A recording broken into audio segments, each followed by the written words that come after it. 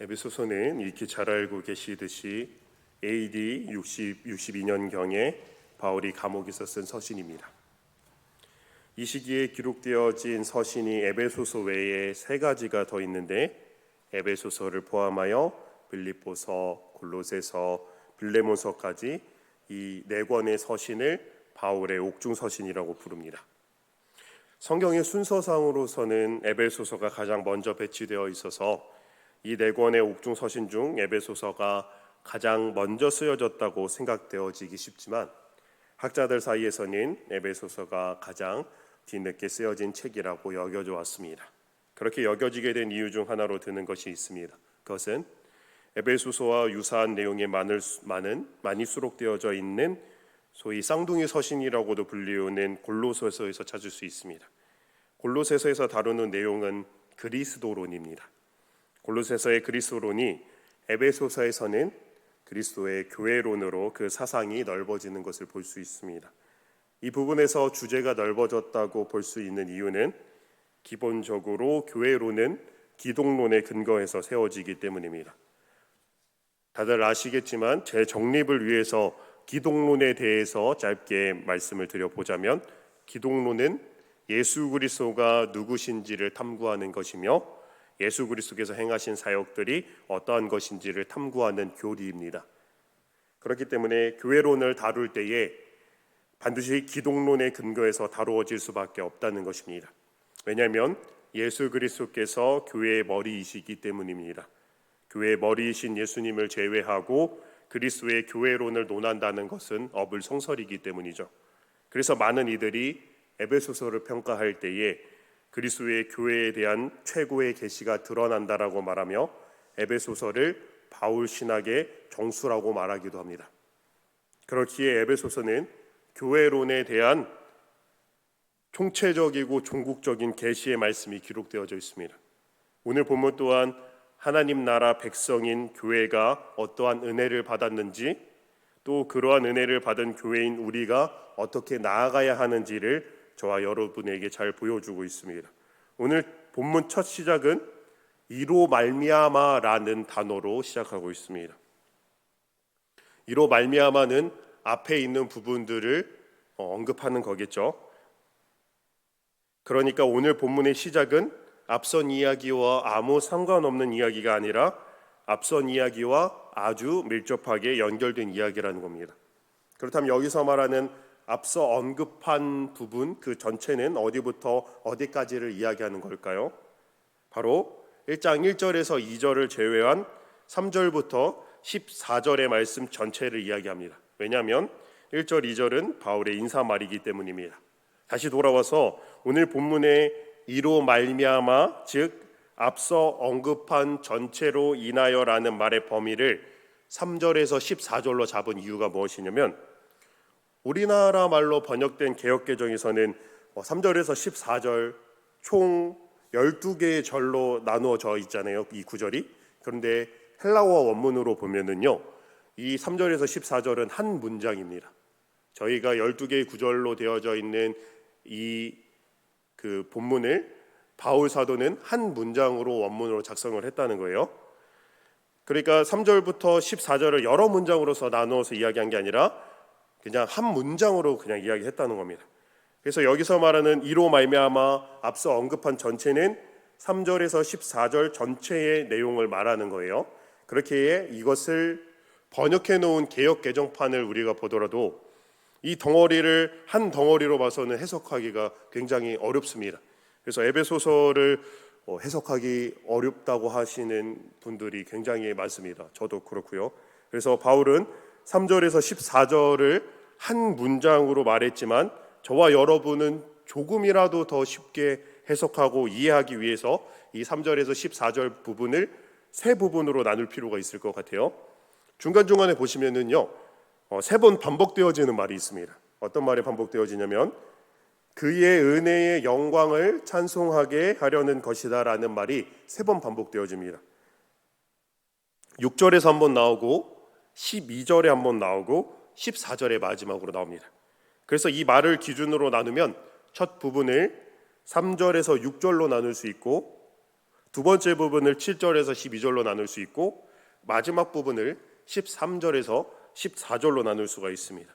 그러면 이렇게 나눈 부분을 가지고 해석해 보자면 3절에서 6절의 내용은요, 우리를 구원하시기 위해서 하나님께서 어떤 일을 행하셨는가에 대한 내용입니다.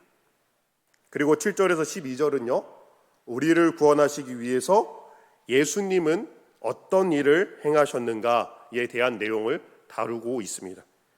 그러면 마지막 13절에서 14절은 어떤 내용일까요? 마지막 13절에서 14절은 우리를 구원하시기 위해서 성령님이 어떤 일을 행하셨는가에 대한 내용을 다루고 있습니다. 그러니까 3절에서 14절의 내용을 종합해 보자면 우리를 구원하시기 위해서 성부 하나님, 성자 하나님, 성령 하나님, 즉 삼위일체 하나님이 어떤 은혜를 우리에게 부어주셨는가에 대한 것을 말해주고 있습니다. 그러니까 15절 첫 부분에서 말하는 이로 말미암아 3절에서 14절 전체에서 바울이 계속해서 찬송을 올려드리는 이유는 삼위일체 하나님이 우리를 구원해 주시기 위해 부어주신 은혜로 말미암아 주 예수 안에서 너희 믿음과 모든 성도를 향한 사랑을 나도 듣고 라고 그렇게 15절에서 말하고 있는 겁니다. 바울은 에베소 교인들의 믿음과 모든 성도를 향한 사랑을 들었다고 이야기합니다. 그런데 이러한 에베소 교인들의 믿음과 모든 성도를 향한 사랑이 삼위일체 하나님이 우리를 구원해 주시기 위하여 부어주신 은혜로 말미암아 주 예수 그리스도 안에서 에베소 교회에 나타났다고 그렇게 이야기하는 겁니다. 이러한 사실은 어떻게 보면 너무도 당연한 사실이고 당연히 알고 있는 사실이기도 합니다. 그런데 좀 쉽게 잊어먹는 그런 사실이기도 한 것 같아요. 우리가 이 자리에 있는 것, 신앙생활을 해나가는 것, 하나님을 믿고자 나아가는 것, 하나님의 말씀을 순종하고자 나를 내어주는 것, 사랑을 베푸는 것 등은 그 모든 일들은 삼위일체 하나님의 은혜로 말미암아 주 예수 안에서 우리 가운데 나타나는 이름을 망각하고 살아간다는 겁니다. 우리가 잊지 않기를 소망합니다. 망각하지 않기를 소망합니다. 우리가 복음을 받아들이고 구원받아 믿음을 가지고 신앙생활을 해나가는 것은 우리에게 어쩌다가 일어난 사건이 아니라 철저한 삼위일체 하나님의 계획하심과 은혜로 말미암아 우리에게 일어난 기적입니다. 저와 여러분, 우리는 하루하루 기적을 살아가는 사람들입니다. 삼위일체 하나님으로부터 받은 은혜로 말미암아 신앙생활을 해나가는 것 말입니다. 여러분의 믿음과 모든 성도를 향한 사랑은 삼위일체 하나님으로부터 말미암아 주 예수 안에서 우리에게 나타났습니다. 바울은 이 사실을 에베소 교인들이 계속해서 되뇌이기를 바랬습니다. 아니, 에베소 사람들뿐만이 아니라 이 편지를 읽는 모두가 그 사실을 되뇌이며 하나님을 찬송하기를 바랬습니다.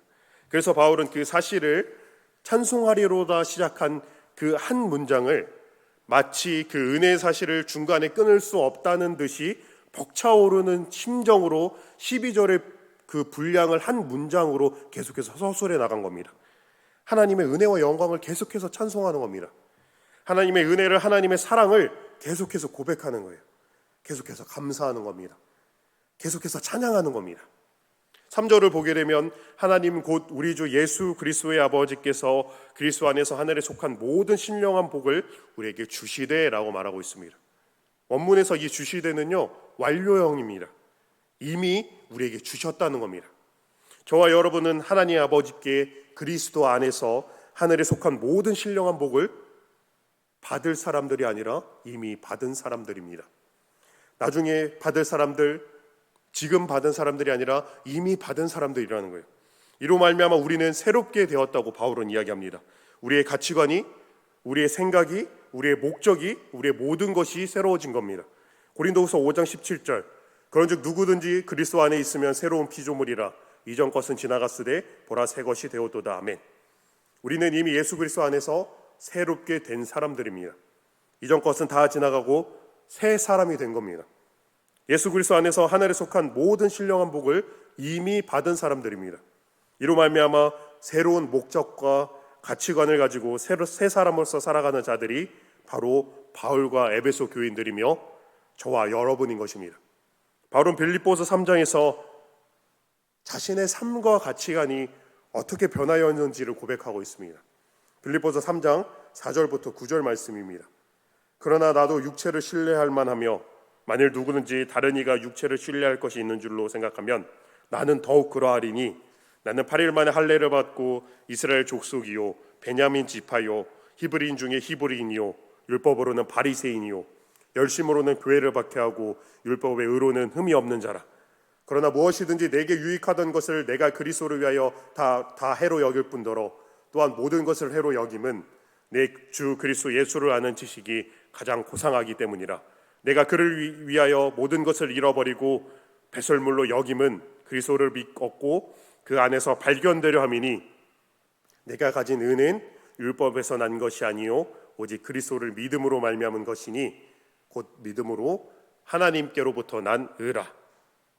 자신이 정통 유대인으로서 그 유대인으로서 살아가는 것에 얼마나 자부심이 있었는지, 얼마나 열심을 내고 살았었는지를 말하고 있습니다.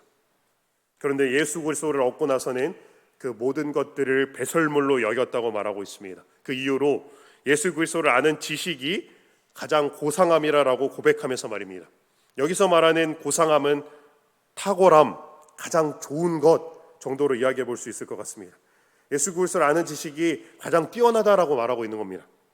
바울은 앞서 해로 여긴다라는 말을 반복해서 말하고 있는데 예수 그리스도를 알아가는데 방해가 되는 모든 것을 해로 여긴다고 고백하고 있는 겁니다. 바울에게 있어서 예수 그리스도를 알아가는 것, 예수 그리스도를 아는 지식이 최우선이 된 겁니다.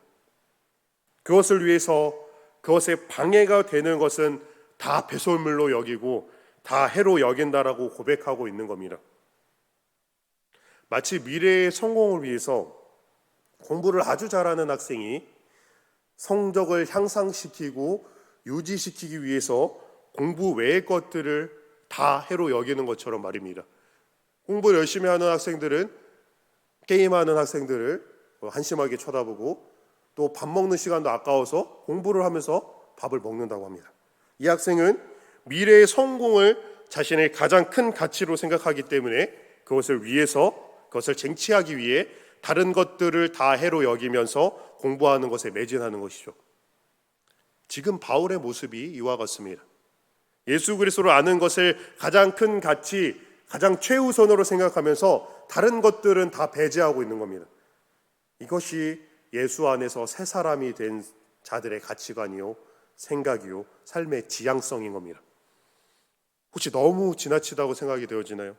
내가 가지고 있는 모든 것을 배설물로 여기다니, 그러다 당장 잘 곳, 먹을 곳, 입을 것이 없으면 그것이 사라지면 어떤 말을 하려고 그렇게 이야기하나 그런 생각이 들어지나요? 대부분의 사람들은 심지어 믿는 사람들까지도 불확실한 미래의 성공을 위해서 그 성공이라는 가치, 또한 언젠가는 변하게 될 그 가치를 위해서도 그렇게 최선을 다하고 많은 것들을 포기하면서 살아갑니다.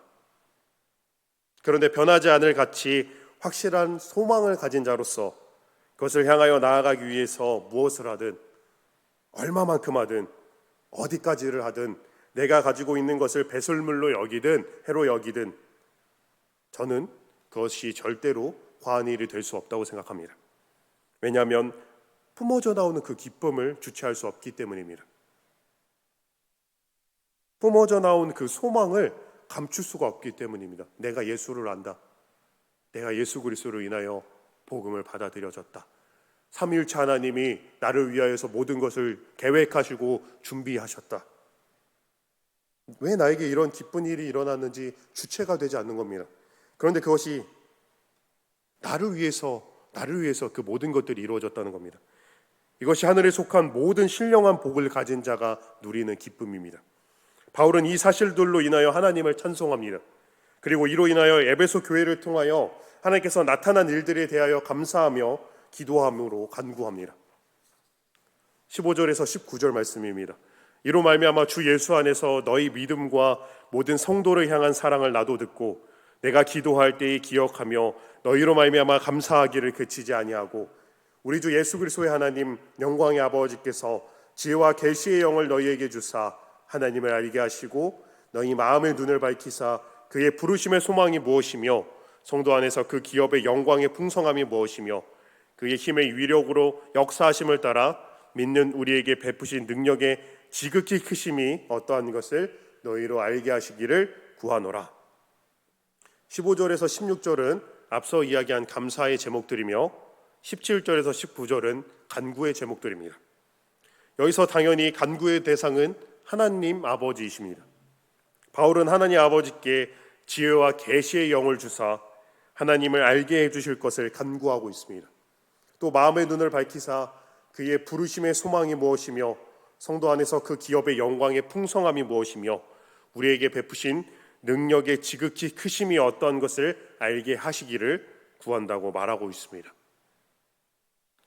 이러한 것들은 하나님께서 알게 하시지 않으면 알 수 없는 것들이기 때문에 그렇습니다. 하나님의 뜻과 계획을 깨닫게 해달라는 기도입니다. 먼저는 우리를 부르신 목적과 방향이 무엇인지를 알게 해달라는 기도입니다. 하나님의 부르심에는 단순히 부르시는 것에서 끝나는 것이 아니라 목표가 있습니다. 하나님께서 우리를 부르셔서 어느 곳으로 이끌어 가시며 또 무엇이 되도록 하신 것일까요? 그러한 것들을 알게 해달라고 바울은 기도하고 있습니다. 바울은 4절과 5절에서 거룩하고 흠없는 아들들이 되는 것과 그의 경륜의 사역에 참여하는 것이라고 언급한 바 있습니다. 즉 죄사함에서 시작해서 더 큰 소망으로 이끌어 가시는 것에 그 부르심의 소망이 있다고 말하고 있는 겁니다. 또 바울 사도는 성도에게 주어진 기업의 영광의 부요함이 무엇인지를 알게 해달라고 말하고 있습니다. 이것을 아는 것이 중요한 이유는 그것을 알 때 우리가 목적 없이 나아가는 것이 아니라 제대로 된 방향을 따라 나아갈 수 있기 때문입니다. 또한 앞서 강조한 것과 같이 우리에게 있는 영광스러운 것과 부요한 것, 하늘에 속한 모든 신령한 복을 알게 되어 우리 안에 그 어떠한 부족함 없이 우리가 나아갈 수 있기 때문입니다. 마지막으로 바울은 19절에서 하나님의 강력하고 탁월한 힘의 역사가 무엇인지를 알게 해달라고 간구하고 있습니다. 우리는 비록 약하고 넘어지는 자들이라 할지라도 하나님의 강력한 힘이 역사하고 있다는 사실을 우리가 알 때에 연약한 우리가 그 힘을 의지할 수 있고 그 힘을 요청할 수 있기 때문입니다. 더 나아가서 하나님의 역사하심을 알고 굳게 믿고 있기 때문에 그 어떠한 상황에도 불안하지 않고 그 상황을 바라보는 것이 아니라 그 상황보다 크고 강하신 하나님을 바라볼 수 있게 되기 때문입니다. 바울은 에베소 교인들이 이 편지를 읽는 모든 이들이 이러한 사실을 깨닫게 되기를 하나님께 간구했습니다.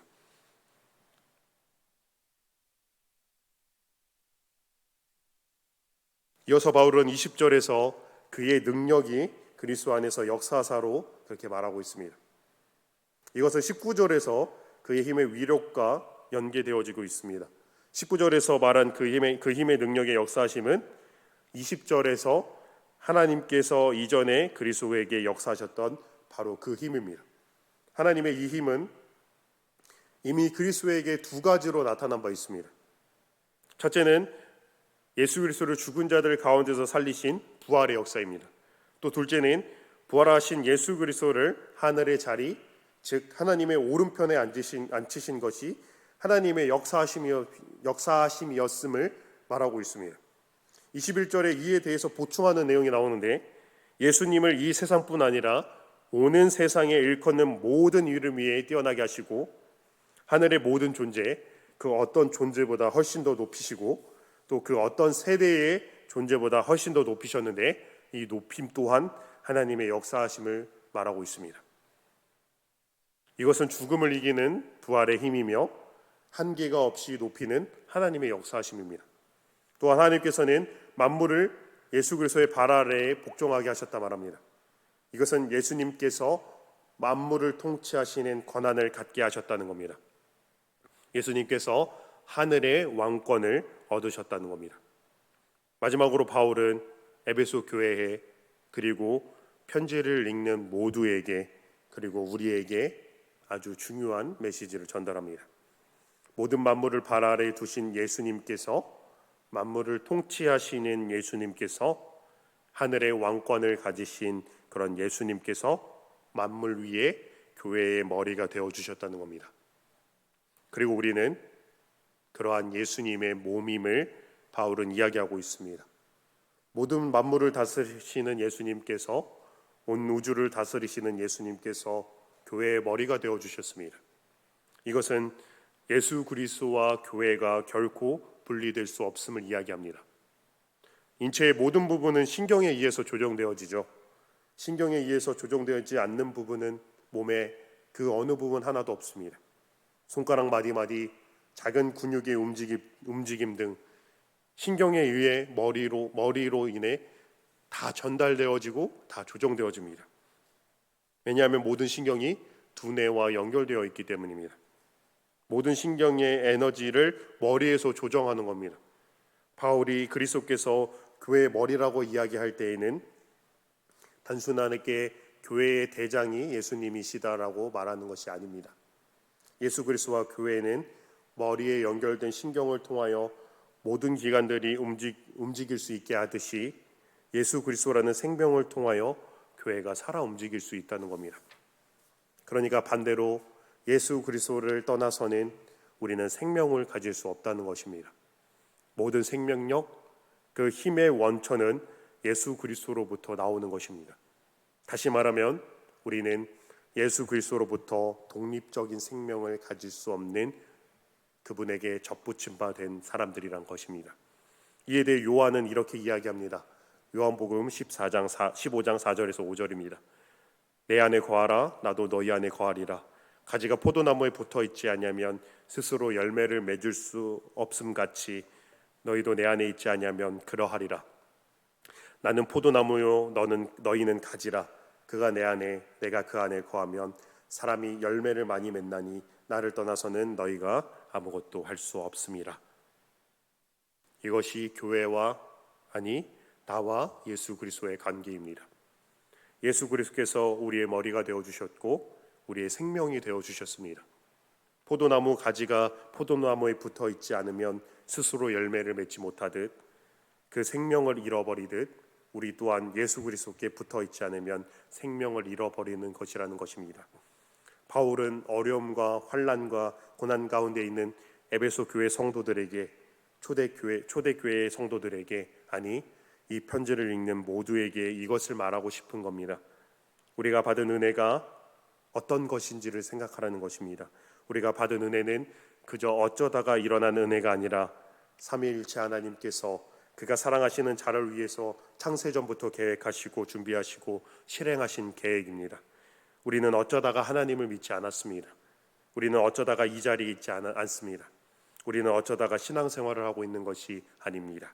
우리는 삼위일체 하나님의 계획하심과 준비하심과 무한한 은혜로 이 자리에 있고 하나님을 믿게 되었고 구원받았고 신앙생활을 하고 있습니다.